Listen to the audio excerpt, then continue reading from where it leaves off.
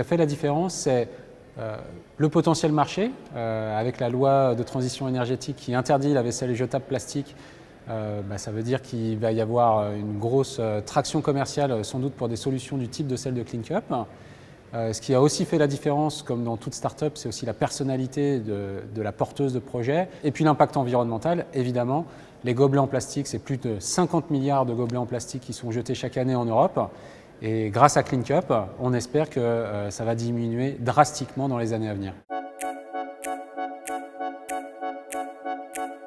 On n'avait pas prévu de donner ce prix sensibilisation et quand on a rassemblé l'ensemble des startups auprès du jury intermédiaire, même si Clipit ne faisait pas partie des finalistes, l'ensemble du jury s'est dit mais c'est tellement bien réalisé, sensibiliser les enfants avec un produit qui est ludique, qui parle du recyclage et qui est intéressant, qu'on a décidé de créer ce prix coup de cœur de la sensibilisation pour Clipit.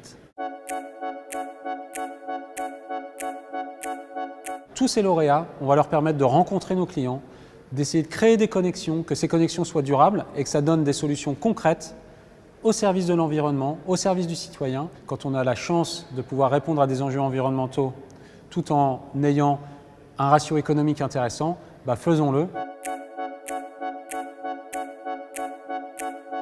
L'ensemble des influenceurs, on a vraiment eu des parrains très importants, Michel Yael de France Stratégie, Bertrand Badré de Blue Orange Capital, on a Francis Morel, PDG des Échos, un jury dans lequel il y avait des fonds d'investissement internationaux.